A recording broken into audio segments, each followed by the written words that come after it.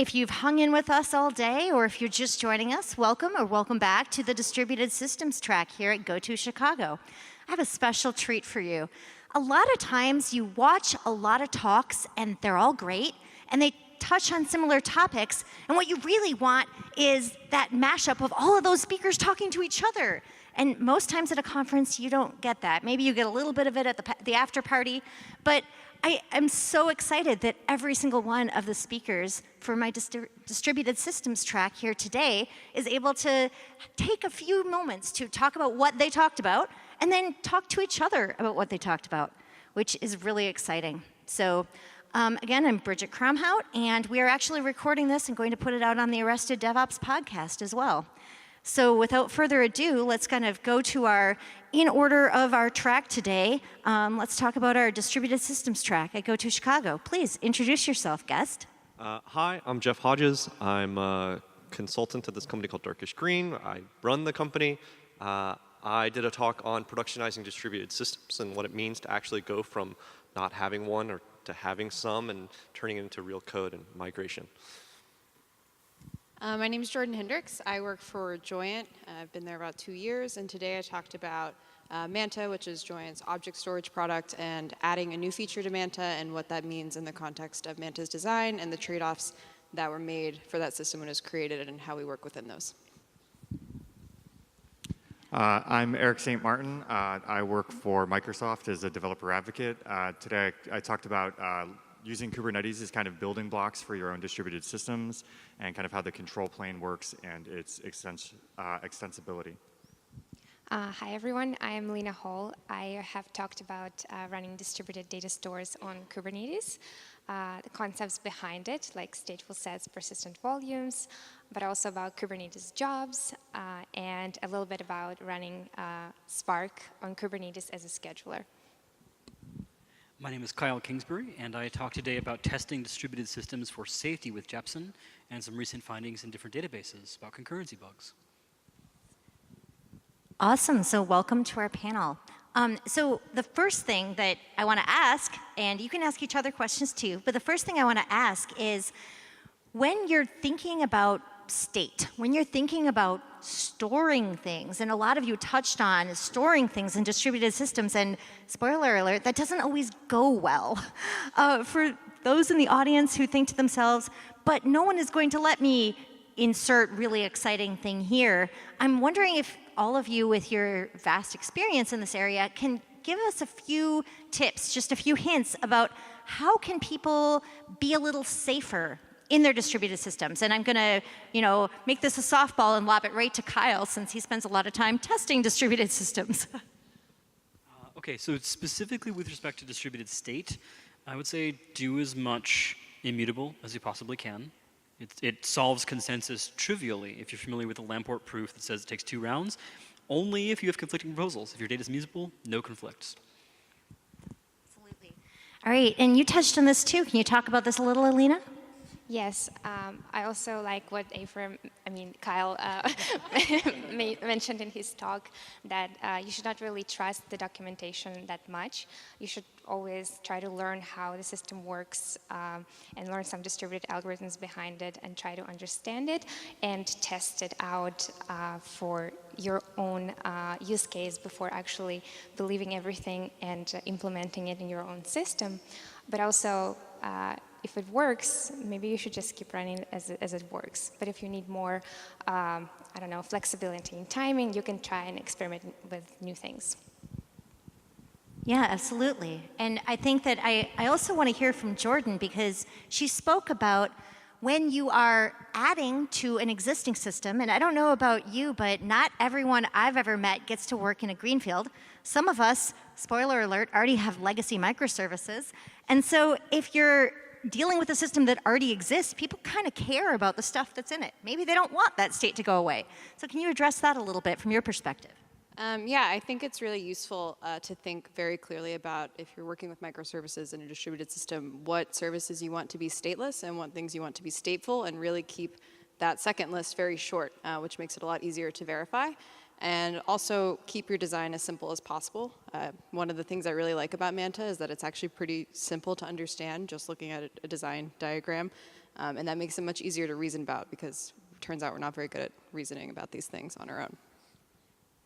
And that makes me think, too, Jeff mentioned that in his time at Twitter, they were dealing with state that was also things that were being sent to Twitter that they didn't want, like spam things. So you mentioned verification, but it's like some things are rights, but they aren't the rights you want. I'm wondering if you can talk a little bit about how you distinguish between this is the content we want to keep, this is the content we don't want to keep, and how do we do that in a timely manner with a really complex system? Wow. Okay, we should write a dissertation together. But the initial feelings are, the first thing you do is you actually can accept rights and take them into your system. You can take those rights in, but you don't actually have to distribute them back out. You actually can take this and instead of fanning out a tweet, you take it in, analyze it. If it looks slightly suspicious using whatever heuristics you've already got pre-built, you can actually just choose to not deliver it. And that's actually very common for most systems. The acceptance of writing doesn't mean that you have to accept all the reads that are going to come out of it. And there are far, far, far more many reads for any given system than there are writes. And blocking at that point usually works out better. That's actually a really interesting point. And that makes me think of the systems that Eric was talking about when you're building on Kubernetes and you're building complex systems that might be kind of different than what people expected. Or if the reason that you might be doing custom operators or whatever is that you're trying to build things that no one else thought of yet. Can you talk a little bit about that anticipating and then creating? This is kind of you're trying to build the systems of the future, like we all are, but how do you even know what that system should be? So I think a lot of it, a lot of us here have backgrounds in building distributed systems kind of from the ground up.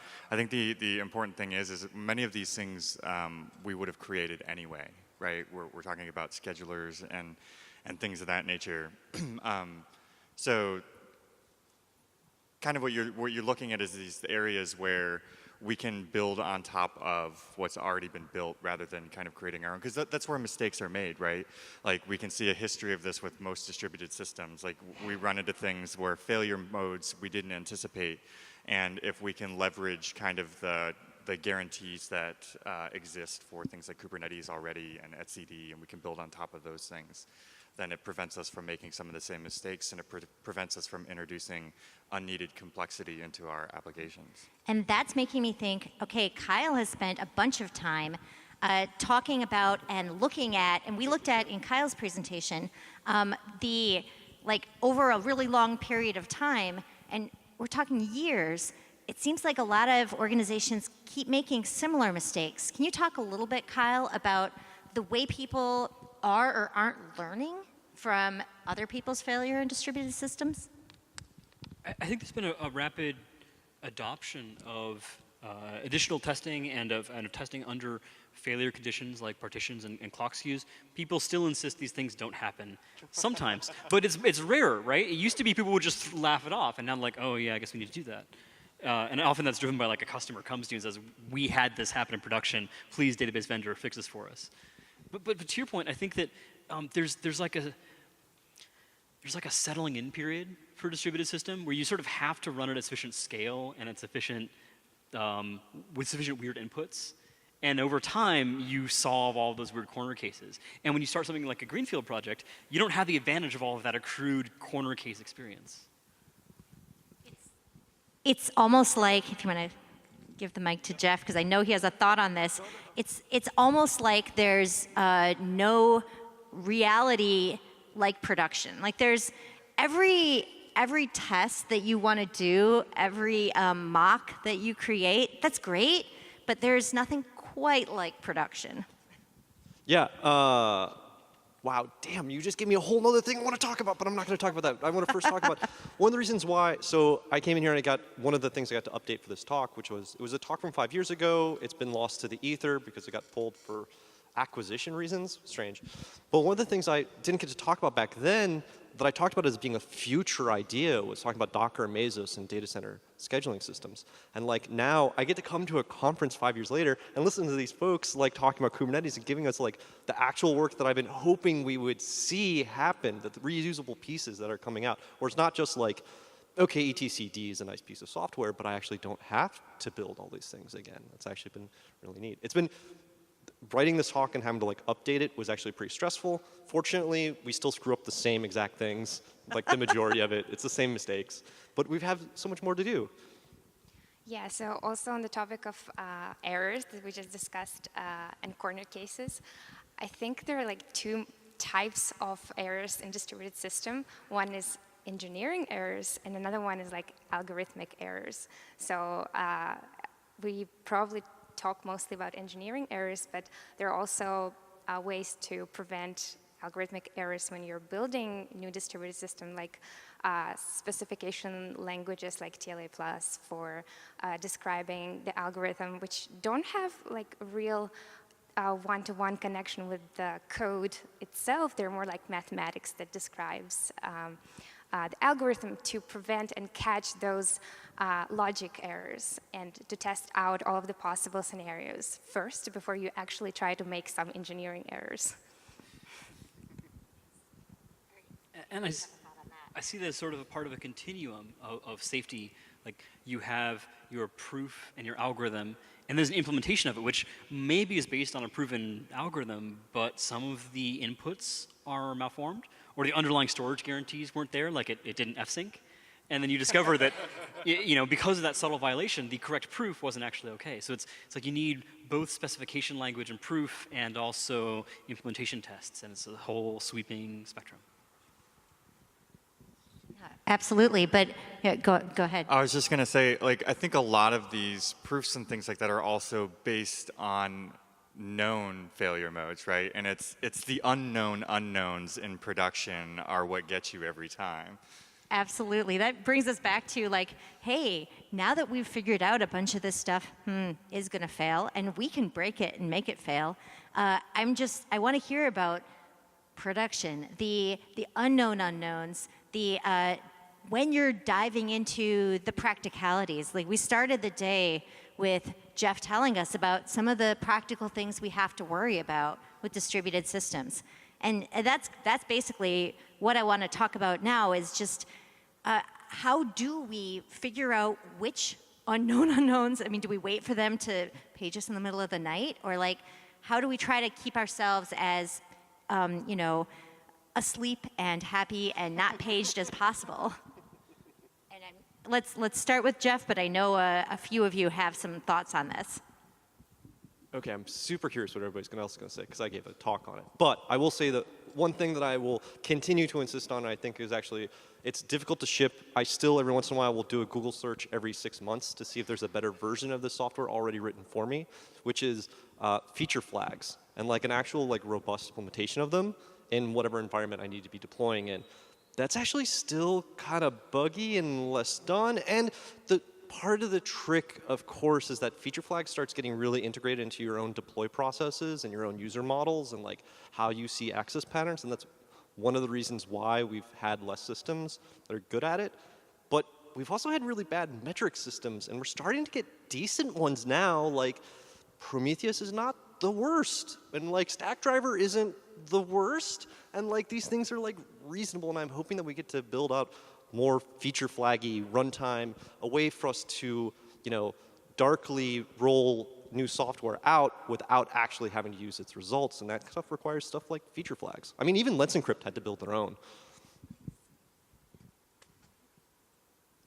I have something. So this is the thing you brought up about how to deal with production, finding bugs or errors or whatever you see in production versus testing is something that my team at Join is really going through right now, and I don't have a great answer for it, but we've really seen Manta, like I mentioned in my talk, Samsung is using this, and it's a really big deployment, like very big, and we see the limits of our software in ways that I never thought were possible. So like an instance of this is we're worrying about, at this point, can we fit all of the services we need to in DNS packets, like for every single instance of it? Like, I'm not saying we're there yet, but that's a question we've had to think about because it's just at that scale. And I think being able to assess the practical realities of the system you have while also making sure that you have robust testing is a real challenge. And I think just thinking about what is this thing at infinite scale from the very beginning is something that I've had to really internalize and not something that I had a good education in before this job at Joint. Yeah. I have one thing. You're not alone in having to deal with Samsung problems. There's actually one very clear patch I remember us having to add to a web server that's very large and does a couple million requests, specifically for an old mobile platform from Samsung that they were not doing HTTP in the way that you would expect. And we like held on to that thing for like 4 years.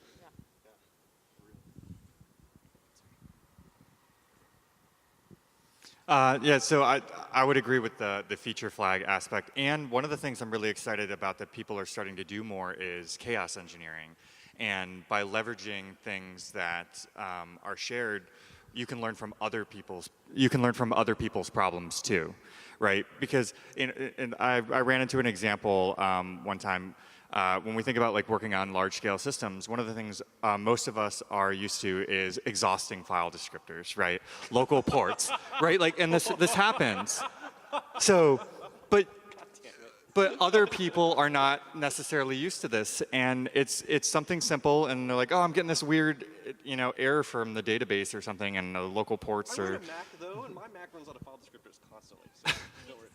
Yeah.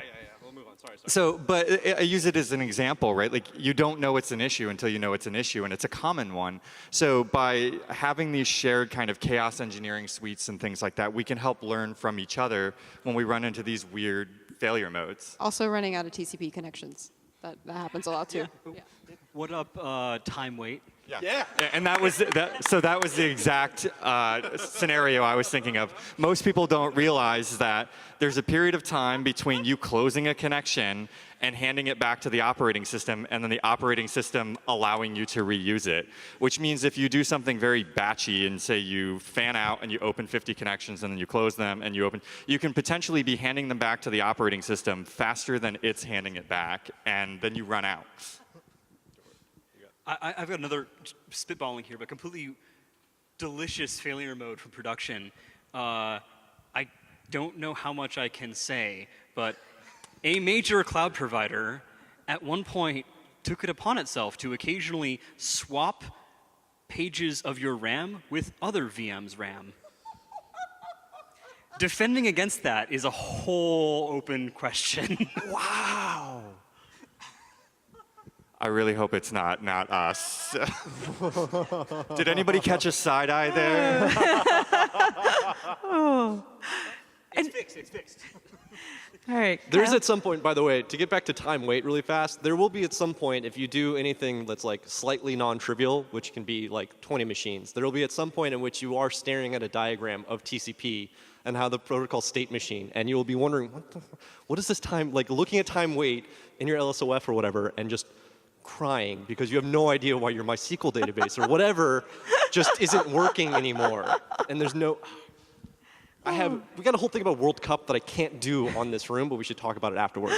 What? Oh, that's so true. So Lena, you were talking about Cassandra, and you were talking about, Spark and Kubernetes and using all these things together. And you had some cautions up there. You were saying, is this right for you? Maybe. And I think that a lot of times when people, and that made me laugh, and I had to tweet about it, because a lot of times when people are looking at the aspirational DistSys stuff, that sounds awesome, and clearly it doesn't have any of the caveats because it hasn't been Jepson tested yet. So it doesn't have any of the caveats of things you should be terrified of. But when people are looking at all of the things that sound exciting, conference-driven development, they want to go home and do all of the things you just all talked about. I'm wondering, what kind of advice can you give them, like from the example that you talked about? Yeah, for sure. When you listen to a talk and you see that, wow, all of those things work and all the demos work, but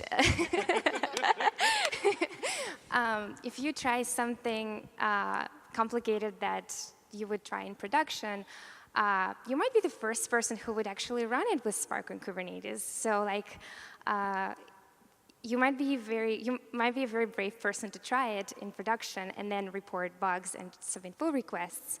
And that is a good thing to do, but some companies don't want to skip this phase.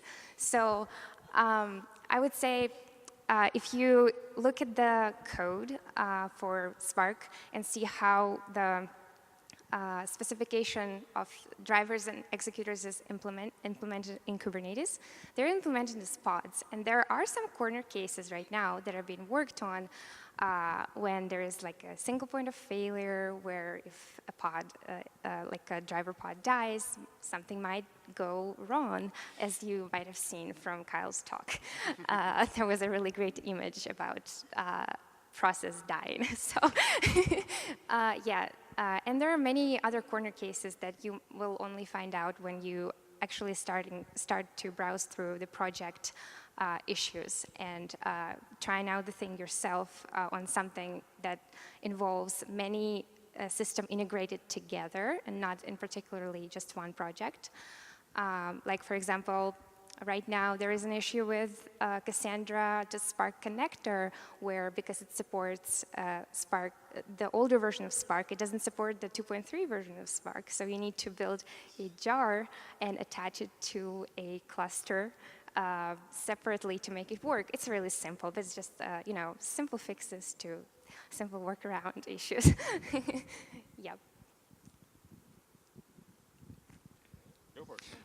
So one thing I'll say about coming to conferences and stuff, I take it away from, his name's Lost. He makes the badges at DEF CON, and he made a comment once that I really loved about watching talks, is that these aren't exhaustive, you know, training material, right? Like we come up here and we give you enough hooks to send you home with things that you might want to research further on your own.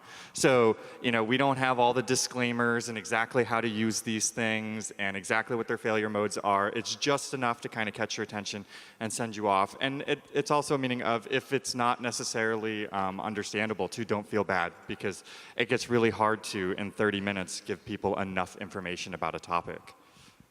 Yeah, absolutely. So I'm gonna ask you all to do something even harder than giving all the information about, you know, topic X in an hour or 30 minutes. I'm gonna ask you to, because as it turns out, we only have about 10 minutes, maybe a little bit less for this podcast left. And so I want to make sure that each of you has a chance to tell our audience here and our Arrested DevOps listeners and the world your best advice. It can be multi-part, that's okay. We'll do it in order of the talks. And we'll say, what's your best advice for people who are trying to do distributed systems in production today on services that they care about, with data they care about? Like, what's your best advice for what they might want to consider doing? And we'll start with you, Jeff. Oh, no, you're not starting with me. Oh, I'm not starting with you. What? Okay. All right, I'll start with someone who's holding a mic, and go. All right, I'll volunteer to go first. Yeah, so this is actually a really interesting question, because it turns out it doesn't matter how many distributed systems you build or how long you do it for, it's still hard. Like, it's always hard. Spoiler alert, distributed systems are hard? I was promised hugs and puppies. So, yeah, I mean, I think it's really important to understand your actual use case, what consistency guarantees you need, you know, because there's no panacea, right? There's no, like, I get all of it, and it's just not going to happen. So you kind of have to think about your use case. There's a lot of things when Jeff talked about, you know, using back pressure, circuit breakers, things like this, so you can eliminate things like cascading failure. Item potency, a lot of these things are kind of like core to building distributed systems. Like, these things should be thought of from the beginning. And I think based on everybody's history, we're going to hear a lot of other horror stories that will lead to best practices. I can go next. So the really low-hanging fruit, if you haven't done much distributed systems, is that everything fails all the time. Don't pretend otherwise. It's just everywhere. So that's step one, step zero. A couple other things I think I've learned observing production systems that I didn't have a chance to really grok before.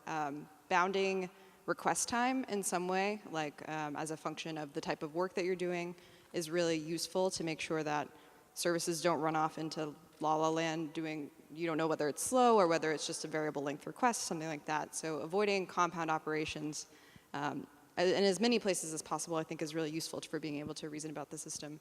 And I had one more. Oh, So one thing that was not obvious to me, I think, at first was that when we talk about horizontal scalability and deploying more instances of a thing to solve a bottleneck, that's not necessarily going to solve your problem all the time. So if you have an instance that has a memory leak, deploying more instances of that thing is just going to be more memory leaks, and you're not going to increase capacity that way. So I think those are my really practical pieces of advice. And back pressure is another one that's like not always at the forefront of my mind too, but you already mentioned that one. Yep. I agree with Eric and with Jordan that failures everywhere and that the understanding of distributed systems is really hard. And that actually reminds me, I attended a workshop on TLA Plus, and the instructor was actually Leslie Lambert, and he was like, it's okay if you don't understand distributed system after 3 days of my super, super smart workshop. It took me 20 years to get all of the pieces, so it's okay to not understand it. But I found that reading the same paper for 20 times actually helps. And about failures, I found that in production especially, building in observability in as many pieces of infrastructure and software as you can actually really helps, because you start noticing patterns if something goes wrong, or you can even build in analysis on those metrics, and that will help you discover some new unknown unknowns. These are really good ideas. I'm completely with all of you on all of this. And for more, if readers want to go deeper, Jeff Hodges has a really good blog post called Distributed Systems for Young Bloods. And I have a whole class which partly builds on that with open notes. Look for A for Distributed Systems class. We'll have a link in the show notes. Cool, there'll be a link in the show notes. And to build on top of this, I think we have a common theme, which is assume the worst, right? And in mathematics, you say, let's make a weak hypothesis. Let's assume we have very little to go on. What's the strongest thing we can claim? So assume your clocks are garbage. Assume your runtimes will pause. Assume your nodes will occasionally just wander off for a while. And if you make these assumptions, even if they're unreasonable, even if they don't happen much of the time, it will free you from unknown unknowns down the road when these things really do happen. This is great because y'all have covered so much technical ground, I can steal the social ground, which is distributed systems, since we tend to work with more machines, it also means we work with more capital, with more teams, with more organizations, with other organizations outside of our own. And that means that as distributed systems engineers, we have to be as comfortable talking about machines as we are talking about humans and how they interact. If you don't have a migration plan to get people onto your new distributed system, it's not going to go anywhere. Like, you actually have to think about how other people are going to use this, what their desires and incentives are, and then work with them as they ask for change. And like, we have a technical set of problems embedded inside of a social space of humanity, capitalism, economics, and all the rest of it. Like, there are other constraints outside of just our values as engineers.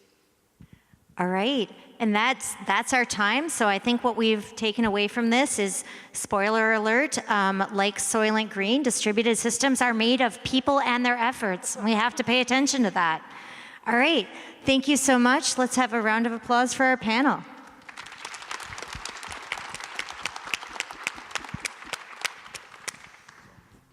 Okay, I'm told, is this still on? I'm told that there are keynotes in the evening here, so take a look at your conference schedule for that, and I believe there is an evening event as well. All right, thank you very much. Take care.